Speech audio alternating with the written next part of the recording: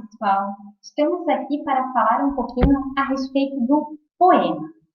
Na semana anterior, a gente falou sobre tipos diferentes de linguagem.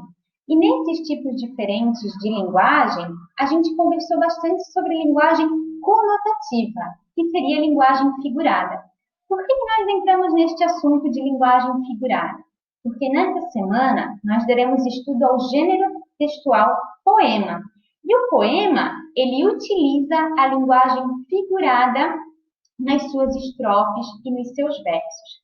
Então, para iniciar, eu trouxe aqui nesse slide o que seria o poema, né? Então, um gênero textual, né? Um tipo de texto escrito em versos e estrofes, com a intenção de sensibilizar o leitor. Então, a gente conhece muito bem a forma, né? A estrutura de um poema. Aqui ao lado nós temos um poema do Carlos Drummond de Andrade, intitulado Além da Terra, Além do Céu. Alguns termos a Pro até colocou ali grifados, né? Sublinhados, para a gente perceber como ele usa a linguagem figurada, né? Ali no caso, bem no início.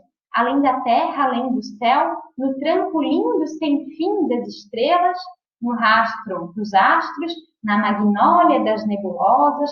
Então, olha só como ele utiliza, né? O trampolim das estrelas, né? Estrela tem trampolim, a magnólia, que é uma flor das nebulosas, porque nebulosa tem a ver com constelações. Então, é uma linguagem muito mais figurada, né? Que torna o texto muito mais conotativo, né? Com uma linguagem que vai além da interpretação das pessoas.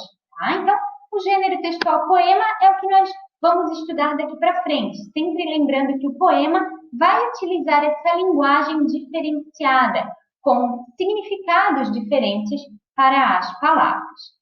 Para introduzirmos o assunto poema, é necessário que a gente conheça os elementos do poema, os elementos que constituem esse gênero textual. Então, vamos lá. Elementos do poema. Para começar, vamos fazer a leitura aqui desse poema da Cecília Meirelles, intitulado A Bailarina. Esta menina, tão pequenina, quer ser bailarina. Não conhece nem dó, nem ré, mas sabe ficar na ponta do pé. Não conhece nem mi, nem fá, mas inclina o corpo para cá e para lá. Não conhece nem lá, nem si, mas fecha os olhos e sorri. Roda, roda, roda, com os bracinhos no ar. E não fica tonta nem sai do lugar. Põe um cabelo, uma estrela e um véu e diz que caiu do céu. Esta menina tão pequenina quer ser bailarina. Mas depois esquece todas as danças e também quer dormir como as outras crianças. Esses espacinhos aqui foram separados por tracinhos. Por que eles foram separados por tracinhos? Para a gente perceber que existe uma divisão entre uma estrofe e a outra. Primeiro elemento que a gente vai ver, estrofe. Estrofe é um elemento do poema que faz um agrupamento de linhas do poema. Essas linhas nós vamos chamar de versos. Então, verso é cada linha do poema e a estrofe é um conjunto destas linhas. Então, aqui a gente tem uma estrofe separadinha, né? Esta menina tão pequenina quer ser bailarina. Cada linha é um verso e o conjunto desses 3 versos nós chamamos de estrofe. Aqui ele traz novamente, né, a explicação de verso e estrofe, que a gente já entendeu o que é. Na sequência, outro elemento do poema, a rima. Não é obrigatório que todo poema tenha rimas. Pode aparecer um poema que não tem rima e está tudo certo, tranquilo. O que seria rima? Seriam as palavras que têm terminações com sons semelhantes, muito parecidos, com sons que combinam. No poema, a gente tinha o caso dos termos menina, pequenina e bailarina. Ina, no final de todas essas palavras, constituindo, então, a rima. Na maioria das vezes, a rima ela está no final dos versos. Quando um poema ele não tem rima, a gente diz que ele possui versos brancos. Então, eu tenho uma estrofe que não tem nenhuma rima, eu vou chamar de verso branco. Ainda, posso ter no meu poema, também não é obrigatório, mas pode aparecer, o refrão ou estribilho, que é a mesma coisa do refrão de uma música. É aquela estrofe que vai se repetir ao longo do texto.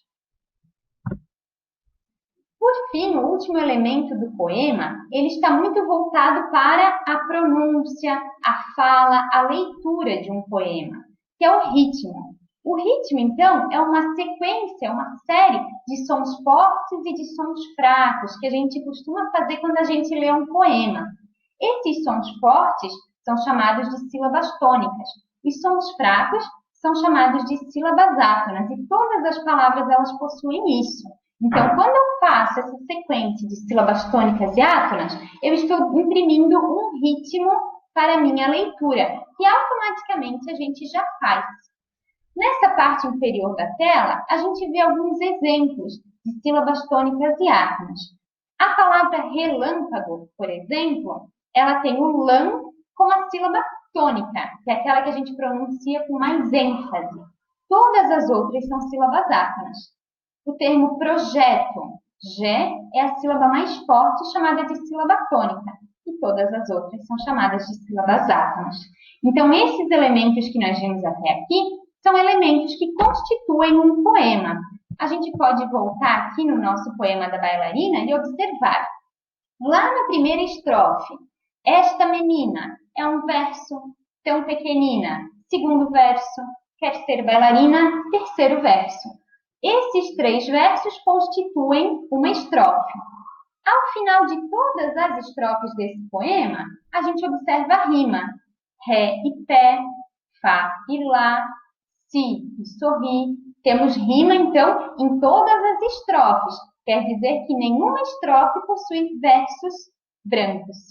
Além disso, outro elemento que aparece no poema da Cecília Meirelles é o refrão.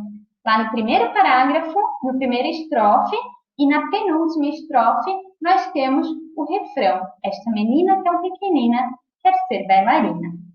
Certo, pessoal?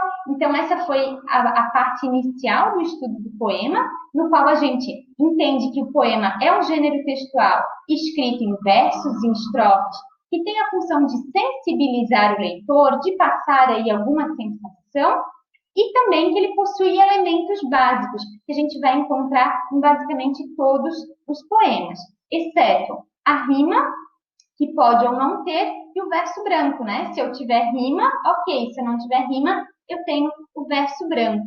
E continua constituindo, sim, um poema. Certo, gente? A gente vai se falando, então, ao longo das aulas. Essa parte introdutória, então, sobre o gênero textual, poema. Um beijão e até a próxima!